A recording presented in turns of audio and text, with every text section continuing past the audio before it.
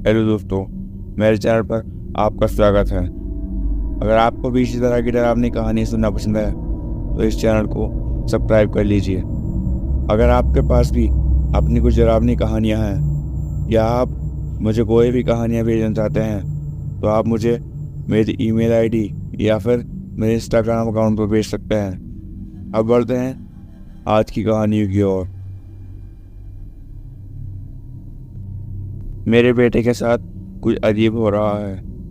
वो भी पिछले 2-3 दिनों से ही कुछ अजीबोगरीब बर्ताव कर रहा है। मैं नहीं जानता वो ऐसा क्यों कर रहा है, पर इस सब की शुरुआत अभी कुछ 2-3 दिन पहले ही हुई है। असल में हुआ ऐसा था कि एक दिन हमारा बेटा स्कूल से घर नहीं पहुंचा। मतलब वो स्कूल वैन से आता था, तो ऐसा भी नहीं था कि उस रास्ते में से ही कोई ले गया हो। हमने उसे ढूंढने की कोशिश की और साथ ही साथ स्कूल बस ड्राइवर से भी पता किया, तो उसने बताया कि उसने हमारे बेटे को चौराहे पर ही छोड़ा था। असल में हमारा घर चौराहे पर थोड़ा सा अंदर की तरफ ही है, तो रोज़ बस उसे उधर ही ड्रॉप कर देती थी। पर इस बार वो घर नहीं पहुंचा था। पता नहीं इसमें किसकी गलती थी। हमने उसे ढूंढने की कोशिश की, काफ़ी ज़्यादा हम परेशान भी हुए। पर फिर अचानक 2 दिन बाद कुछ ऐसा हुआ जिसकी हमें उम्मीद भी नहीं थी। हमारे बेटे के स्कूल से लौटने के टाइम ही हमें दरवाजे पर एक नॉक सुनाई दी। मेरी वाइफ ने बाहर जाकर दरवाज़ा खोला तो उसके देख के वो उड़ गए। हमारा बेटा वापस आ चुका था, मगर वो 2 दिन तक कहाँ था।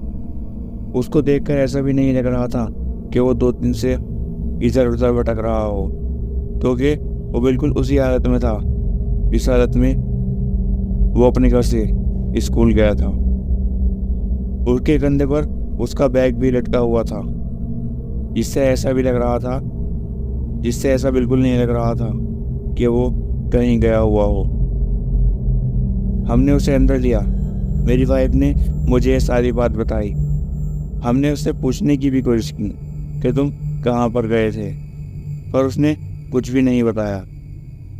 हमने कहा तुम कहाँ से आ रहे हो, तो उसने सिर्फ इतना ही कहा कि वो स्कूल से ही तो आ रहा है और आप ये कैसे सवाल उससे पूछ रहे हो।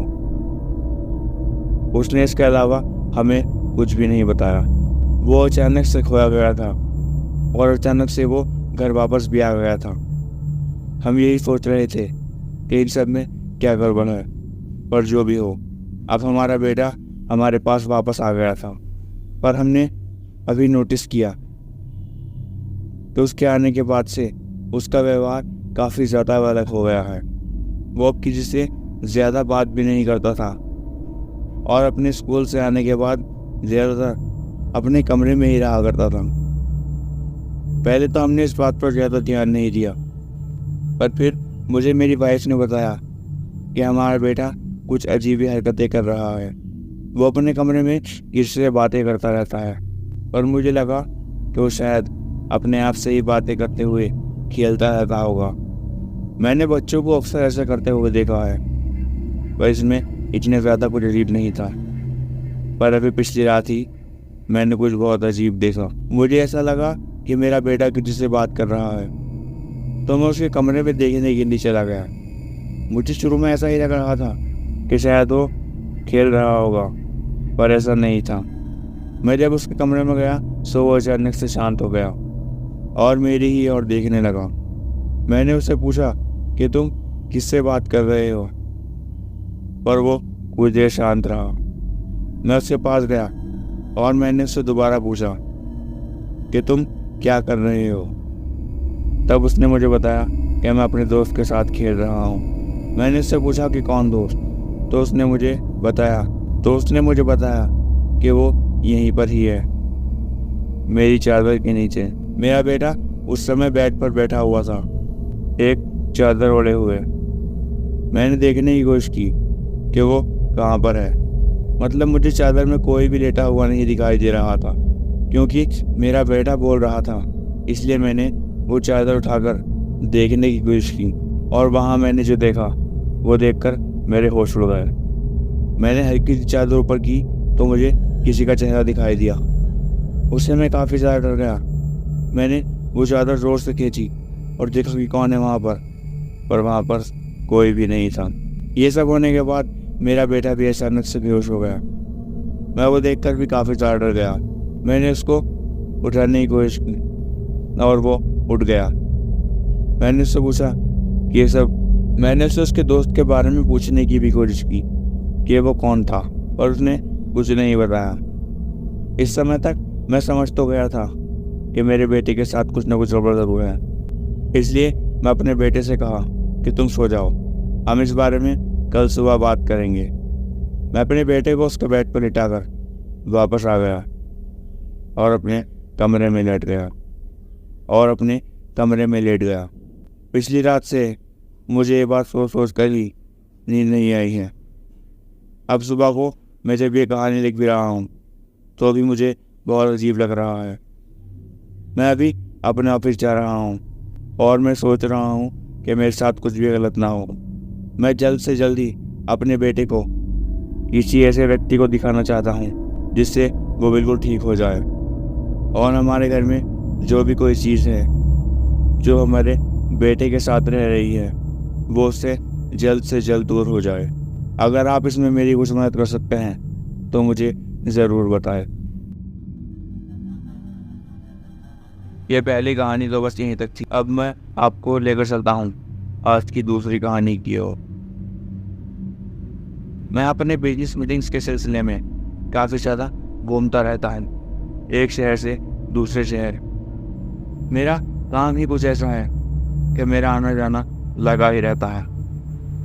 मैं आपको अपने बारे में बताऊं तो मैं इन सारी चीज़ों पर यकीन तो नहीं करता, पर मैं इस सब चीज़ों का सामना करने से डरता भी हूँ कि कहीं ये सच में कोई चीज़ मेरे सामने ना आ जाए और कहीं मेरे साथ कुछ गलत ना हो जाए।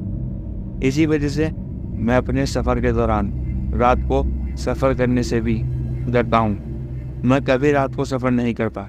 मुझे लगता है कि यह सारी घटना रात के समय ज़्यादा होती है।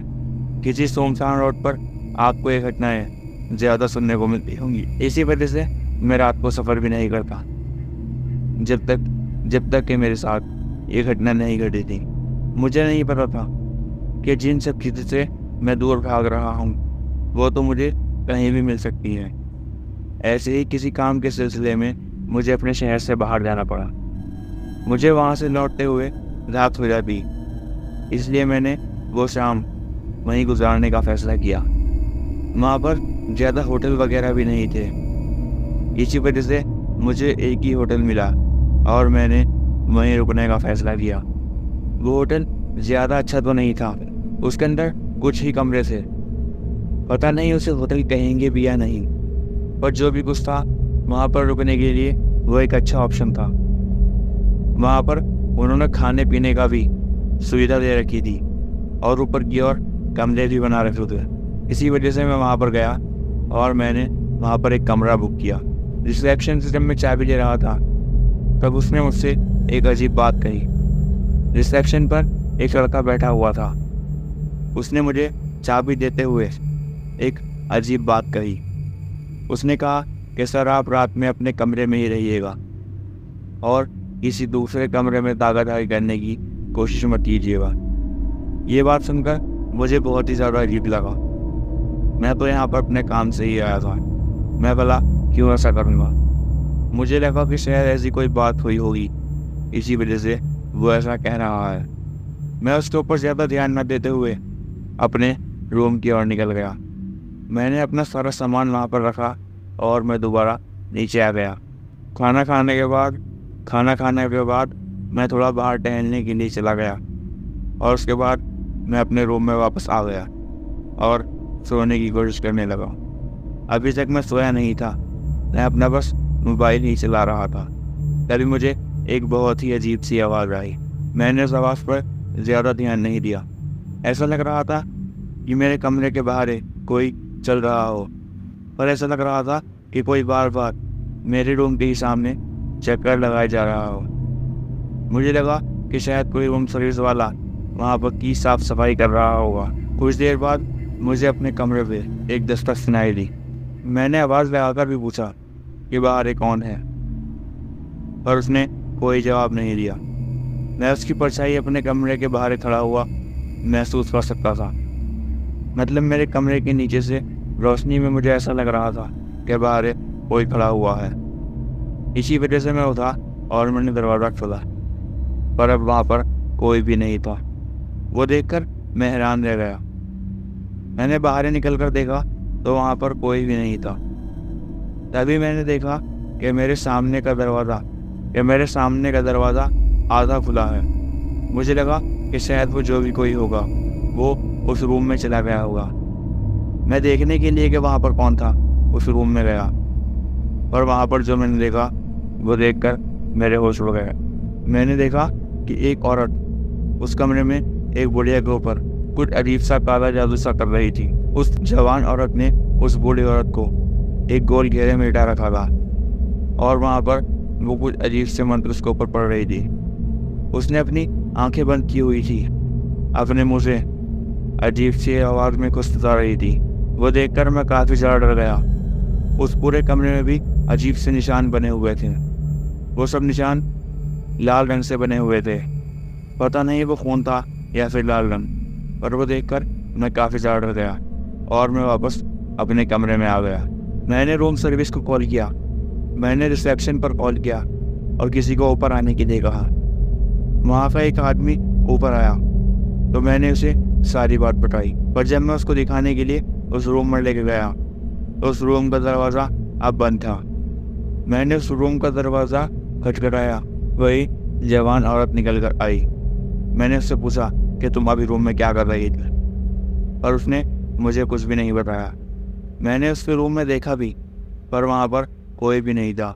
मैंने उसका बाथरूम भी चेक किया, पर वहाँ पर भी कोई नहीं था। साथ ही साथ मैंने एक और चीज़ नोटिस की कि वो पूरा कमरा भी अब साफ़ सुथरा हो रखा था। मतलब वहाँ भी कोई निशान नहीं थे जो कि लाल रंग से बने हुए लग रहे थे। वो आदमी जो मेरी मदद के लिए ऊपर आया था वो भी मुझे पागल समझ रहा था, पर मैंने तो वो सब कुछ सच में देखा था। पर मैं अपने रूम में चला गया। मैंने अपना रूम अंदर से अच्छी तरीके से बंद कर लिया और मैं वापस सोने की कोशिश करने लगा। कुछ ही देर बाद मुझे वो खटखटाने की आवाज़ दोबारा आती हुई महसूस हुई, पर इस बार मैंने दरवाज़ा नहीं खोला। वो आवाज़ मुझे हर कुछ सेकंड बाद आ रही थी और फिर वो आवाज़ रुक जाती, पर अगली बार वो आवाज़ और ज़ोर से आती। ऐसा कुछ देर तक चला। उस आवाज़ से मैं परेशान हो चुका था। मैंने अपने दरवाजे में बने हुए होल से बाहर की ओर देखा, पर वहाँ पर कोई नहीं था। मैंने दरवाज़ा खोला और जब मैंने जो देखा वो देखकर मेरे होश उड़ गए। मैंने देखा कि सामने वही जवान औरत पड़ी हुई है, पर इस बार वो जवान नहीं लग रही थी। मतलब उसने कपड़े तो वही पहन रखे थे, पर इस बार वो बहुत ही भयानक हो गई थी। उसका चेहरा पूरा कटा हुआ था और वहाँ से खून भी नहीं निकल रहा था। उसकी आंखें पूरी सफ़ेद थी, जैसे उसकी आंखों में से काला निशान गायब हो गया हो। वो देखकर मैं बहुत ही ज़्यादा डर गया। उसने अपना हाथ मेरी ओर बढ़ाया और मेरी गर्दन पकड़ ली। मुझे उसने गर्दन पकड़कर ऊपर की ओर उठा दिया और मेरे बेड की तरफ फेंका। मेरा दिल बहुत ज़ोर से धड़क रहा था। मैं कुछ बोल भी नहीं पा रहा था। तभी वो एक भयानक आवाज़ में बोली कि तुम्हें अपने काम से काम रखना चाहिए था। पर तभी मेरी नींद खुल गई। मैं अचानक से बेड से नीचे गिर गया। मैंने एक शांत सांस ली।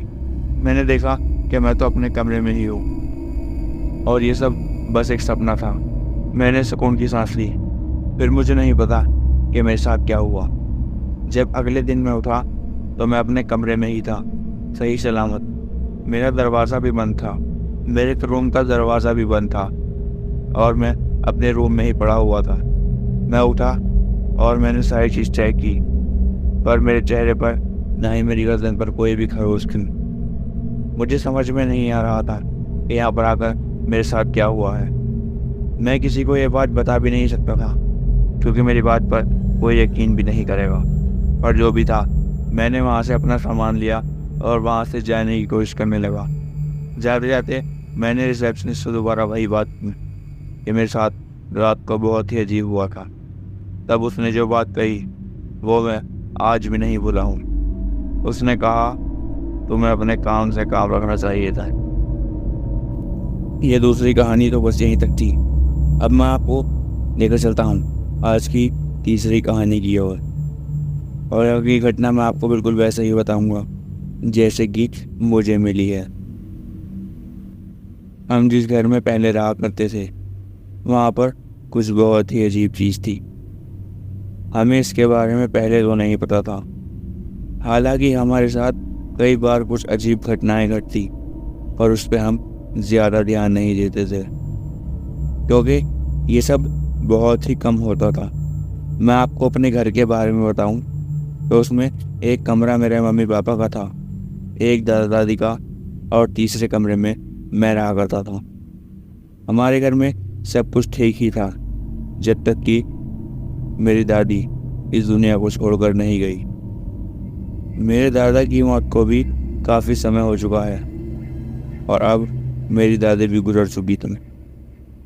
उनके जाने के कुछ समय तक तो सब कुछ ठीक रहा, पर फिर अचानक से मुझे मेरे कमरे में कुछ चेंजेस करवाने थे। मुझे मेरे कमरे में कुछ काम करवाने के लिए मैं दादी के कमरे में रहने लगा। जब भी हमें ये सारे एहसास हुए, जब भी मैं उनके कमरे में जाता तो मुझे एक अजीब सा ही एहसास होता। उनके कमरे में एक अजीब सी ठंडक भी होती, पता नहीं ऐसा क्यों था। एक बार जब रात को मैं उनके कमरे में सो रहा था तब मुझे एक बहुत ही अजीब एहसास हुआ। रात को सोते सोते मुझे एक अजीब आवाज़ आने लगी। वो आवाज़ ऐसी थी जैसे कोई दरवाजे पर दस्तक दे रहा हो। मुझे लगा कि शायद मम्मी पापा होंगे, पर दरवाज़ा तो अंदर से खुला हुआ था। फिर वो अंदर तो नहीं आ रहे थे। वो आवाज़ एक दो बार ही आई और फिर बंद हो गई। मैंने भी इस पर ज़्यादा ध्यान नहीं दिया। मुझे लगा कि शायद ये मेरा वहम होगा। उसके दूसरे दिन मुझे रात को सोते हुए वो आवाज़ फिर से आनी शुरू हुई, पर इस बार वो आवाज़ दरवाजे से नहीं बल्कि मेरे दादी के कमरे में रखे हुए एक क्लोजेट में से आ रही थी, एक अलमारी में से आ रही थी। मैं काफ़ी जगह डर गया। मैं सोचने लगा कि ये आवाज़ क्लोजेट में से कैसे आ रही है।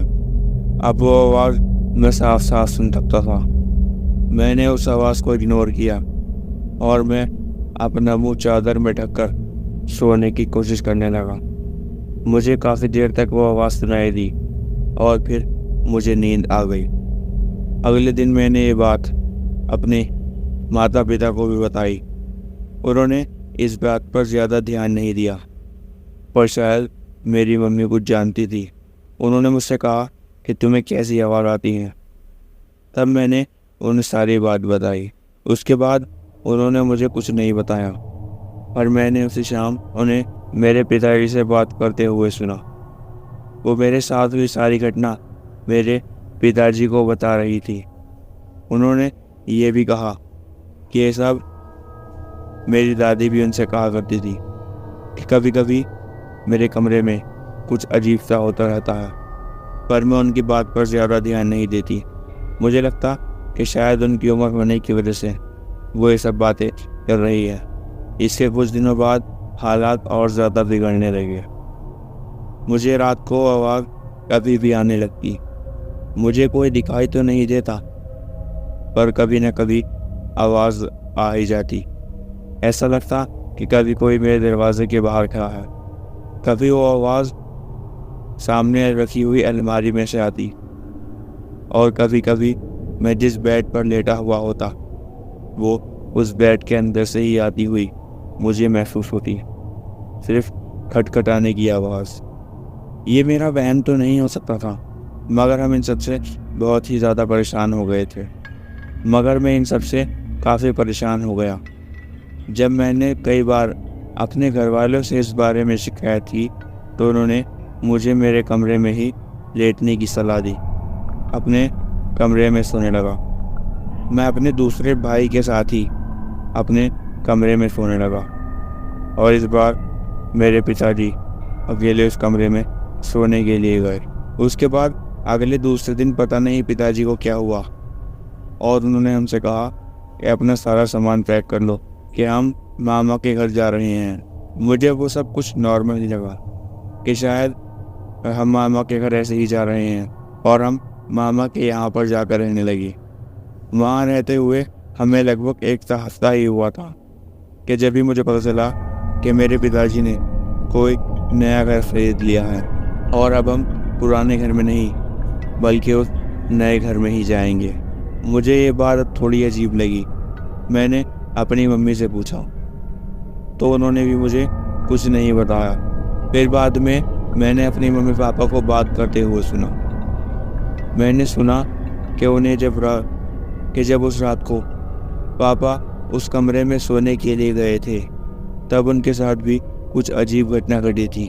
उन्होंने उस बारे में मेरी मम्मी को भी नहीं बताया था और ना ही किसी और को।